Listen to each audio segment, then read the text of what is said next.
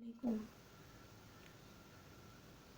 عزیز طالبات، آج ہم ڈپٹی نذیر احمد کے بارے میں ضروری معلومات حاصل کرتے ہیں۔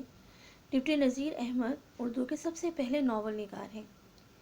آئیے ان کے حالات زندگی، ان کی تعلیم اور پھر ان کے طرز تحریر کی خصوصیات اور تصانیف کے بارے میں آگاہی حاصل کرتے ہیں۔ ڈپٹی نذیر احمد ہندوستان میں پیدا ہوئے تھے۔ ان کا تعلق ایک علمی خاندان سے تھا۔ ان کے والد کا نام سعادت علی خان تھا۔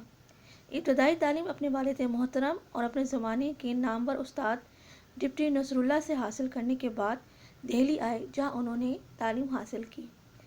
نذیر احمد بچپن ہی سے تعلیم کے لیے سنجیدہ اور فکر مند تھے۔ دہلی کالج میں نذیر احمد کا داخلہ ان کی قابلیت اور محنت و لگن کا بین ثبوت تھا۔ تکمیل تعلیم کے بعد تلاش معاش کے سلسلے میں انگریزی سرکار میں باغرض ملازمت مختلف شعبوں میں بھی انہوں نے کام کیا۔ یہ وہ زمانہ تھا جب ہندوستان میں حالات انتہائی خراب تھے۔ ہندوستان میں مسلمانوں نے اور ہندوؤں نے مل کر انگریزوں کے خلاف جنگ آزادی کی تھی۔ یہ 1857 کا زمانہ تھا۔ جب حالات بہتر ہوئے تو نذیر صاحب ایک بار پھر محکمہ تعلیم سے وابستہ ہو گئے، تاہم اس مرتبہ وہ ڈپٹی انسپکٹر الہ آباد مقرر کیے گئے۔ ڈپٹی نذیر احمد کو اس وقت کی حکومت نے یعنی 1897 میں علمی خطاب دیا ان کی بہترین ناول کی کارکردگی پر، اور وہ خطاب تھا شمس العلماء خاں بہادر مولانا نذیر احمد۔ ڈپٹی نذیر احمد خان نے 1912 میں دہلی میں وفات پائی۔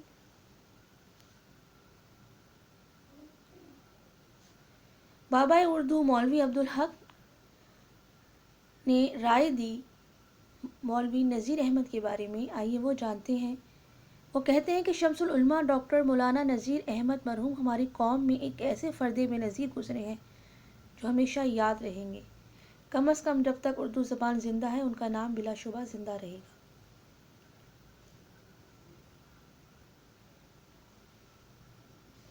ان کی تصانیف میں ابن الوقت، بنات الناش، توبۃ النصوح، میرات العروس، محسنات، ایامی اور رویا صادقہ کے نام قابل ذکر ہیں۔ اس کے علاوہ انہوں نے بہت سی کتابوں کے تراجم بھی لکھے۔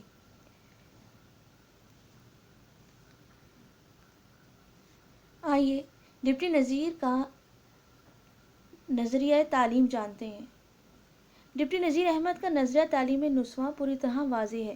وہ تعلیم نسواں کو وقت اور حالات کی ضرورت تسلیم کرتے ہوئے اس کے حق میں تھے۔ انہوں نے تعلیم نسواں کی شروعات اپنے گھر سے کی اور اپنی بچیوں کو پڑھانے کے لیے خود ہی کتابیں تصنیف کی، جن میں میرات العروس اور بنات الناش خاص طور پر قابل ذکر ہیں۔ وہ کہتے ہیں کہ لڑکیوں کو لکھنے پڑھنے کے علاوہ بھی کھانا پکانا، سینا پرونا اور مختلف ہنر سیکھنے چاہیے، کیونکہ کچھ معلوم نہیں آنے والا وقت کیسا ہو۔ وہ کہتے ہیں کہ ایک بادشاہ کو بھی ہنر ضرور سیکھنا چاہیے تاکہ برے حالات میں وہ اپنا پیٹ پال سکے۔ ڈپٹی نذیر احمد پوری طرح لڑکیوں کی تعلیم کے حق میں تھے۔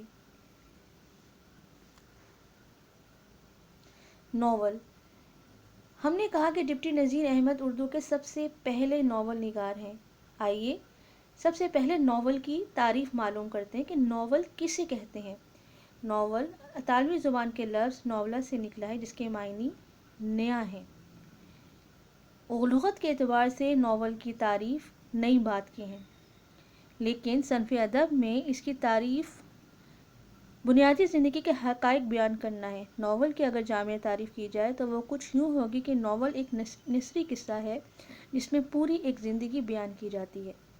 ناول کے عناصر ترکیبی میں کہانی، پلاٹ، کردار، مکالمے، زمان و مکان، اسلوب، نقطہ نظر اور موضوع وغیرہ شامل ہیں۔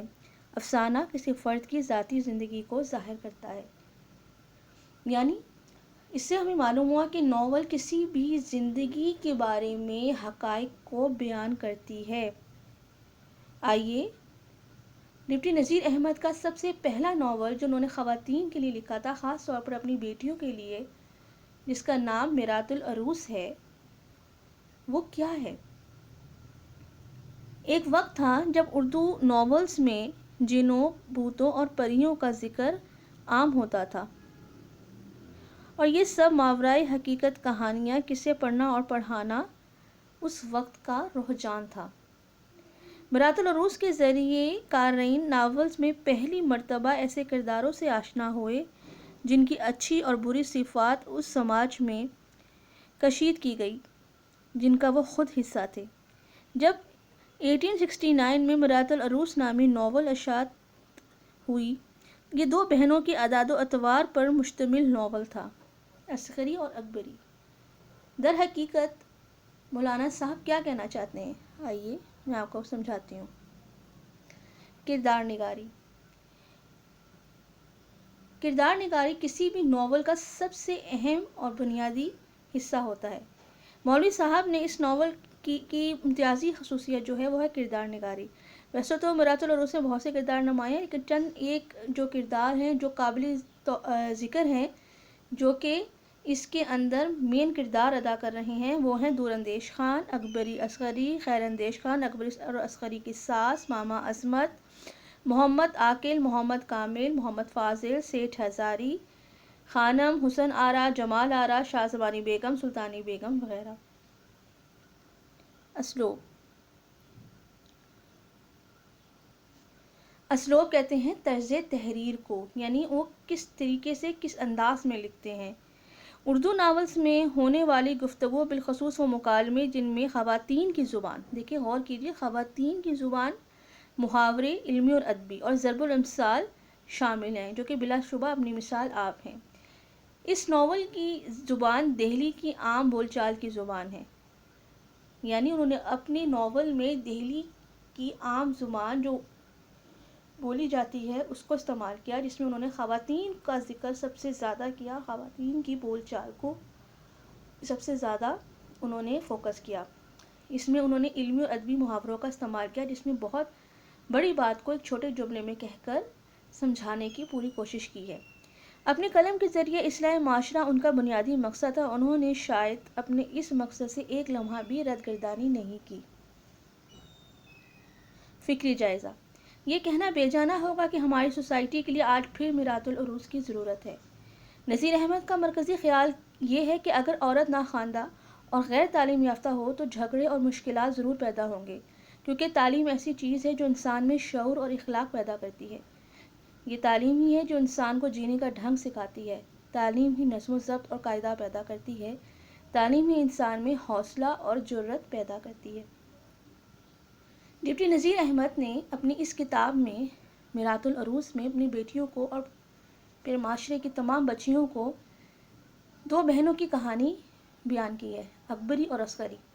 اکبری کون ہے؟ بڑی بہن ہے، عسکری چھوٹی بہن ہے۔ اکبری نے تعلیم حاصل نہیں کی، بات بات پہ جھگڑا کرنا اور اپنی ہی بات کو منوانا اور بات کو نہ سمجھنا اور اپنی کم عقلی کے باعث اس نے نہ صرف میکے میں بلکہ اپنے سسرال میں بھی سب کے دلوں کو توڑ دیا۔ لیکن عسکری نے اس کے برعکس اس کے متضاد کردار ادا کیا اور اب سب کے دل جیت لیے اور اپنے گھر کا نظام بہتر طور پر کیا، نہ صرف اپنے گھر کا بلکہ اپنے محلے میں بھی اس نے اپنی بچیوں کو تعلیم کے زیور سے آراستہ کیا۔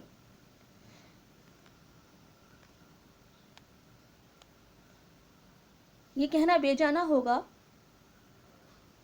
کہ آج واقعی ہمارے معاشرے میں لڑکیوں کو برات العروس پڑھنے کی بے انتہا ضرورت ہے۔ تعلیم تو بہت زیادہ ہو چکی ہے، اگر ہم دیکھیں ڈگریز کا استعمال ہر گھر میں، ہر لڑکی کے پاس اعلیٰ تعلیم کی ڈگری ضرور ہے، لیکن بات کرنے کی تمیز بھول گئی ہے، کپڑوں پہننے کا انداز بدل گیا ہے، بڑوں سے اور چھوٹوں سے کس طریقے سے پیش آنا ہے یہ بھی ہماری بچیاں بھولتی جا رہی ہیں، جو کہ انتہائی غلط سمت میں ہمارا معاشرہ جا رہا ہے۔ آئیے آج ہمارا اردو کا جو نصاب ہے 10th کلاس کے لیے جو مرتب کیا گیا ہے، اس میں ایک چیپٹر ہے عسکری نے لڑکیوں کا مکتب بٹھایا۔ یہ برات العروس کا ایک چیپٹر ہے، اس میں سے ایک باب لیا گیا ہے۔ عسکری چھوٹی بہو، جس کو ہم تمیزدار بہو کا نام دیا جاتا ہے، انہوں نے اپنے سسرال میں لڑکیوں کو کھانا پکانا، سینہ پرونا اور ان کو زندگی گزارنے کا ڈھنگ سکھانے کے لیے ایک مکتب کھولا۔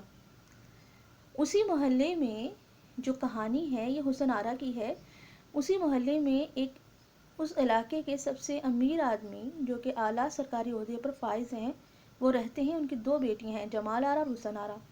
جمال آرا بڑی بیٹی ہے اور حسن آرا چھوٹی بیٹی ہے۔ جمال آرا کی شادی ہو گئی ہے، چھوٹی بیٹی کی نسبت طے ہے، لیکن اپنی بدتمیزی اور جہالت کی بنیاد پر اس نے اکبری کا کردار ادا کر رہی ہے۔ تو اس بچی کی خالہ اس کی ماں کو مشورہ دیتی ہے کہ تم بھی کیسی ہو کہ بچہ بغل میں اور ڈھنڈورا شہر میں، کہ تمہارے تو اپنے محلے میں عسکری نام کی ایک بے انتہا قابل لڑکی رہتی ہے، تم اس کے پاس اس کو کیوں نہیں بھیجتی؟ تو پھر وہ عسکری کو وہاں پڑھنے کے لیے بھیجتی ہیں، جو کہ انتہائی مناسب انداز میں عسکری ان سے بات طے کرتی ہے اور بچی کو پڑھانے کا انتظام کرتی ہے۔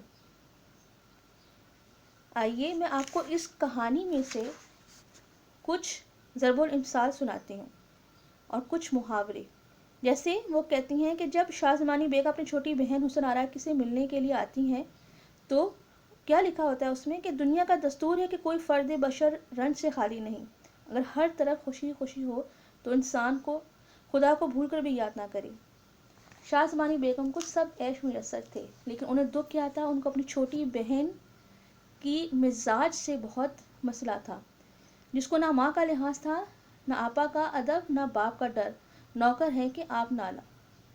پھر ان کی بڑی بہن کو مشورہ دیتی ہے کہ تم جو ہے اس کو عسکری کے پاس لے کے جاؤ، وہ اس کو پڑھائے گی۔ اور اس طرح شاہ زمانی بیگم جو ہیں اپنی بیٹی کو وہاں لے کے جاتی ہیں، اور وہ اپنی جو ان کی ہوتی ہیں ماما ہوتی ہیں دیانت النساء، ان سے کہتی ہیں کہ جا کے ان سے بات طے کرو، اور وہ ان سے بغیر ٹیوشن فیس کے، بغیر کسی معاوضے کے بچی کو لیتی ہیں اور ان کو بہت طریقے سے پڑھاتی ہیں۔ پورا گھر ان کے حسن اخلاق سے بے انتہا متاثر ہوتا ہے۔ یہاں پتہ چلا کہ پڑھی لکھی لڑکیاں نہ صرف اپنے لیے، اپنے گھر والوں کے لیے، بلکہ معاشرے کے لیے بھی ایک بہترین انسان ثابت ہوتی ہیں، اور تعلیم کا مقصد بھی یہی ہے۔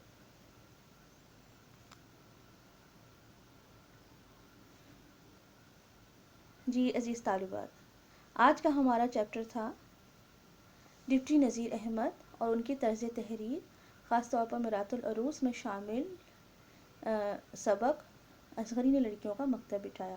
ہم نے سیکھا کہ لڑکیوں کی تعلیم بے انتہا ضروری ہے۔ تعلیم کا مقصد انسان میں شعور لانا ہے، مزاج کی تبدیلی لانا ہے، اور تعلیم ہی انسان کو جینے کا ڈھنگ سکھاتی ہے، لوگوں کو برتنے کا طریقہ سکھاتی ہے۔ انشاءاللہ نیکسٹ ویڈیو میں ہم کسی نئے ٹاپک کے ساتھ حاضر ہوں گے۔ جزاک اللہ۔ Thanks for watching and subscribe my channel.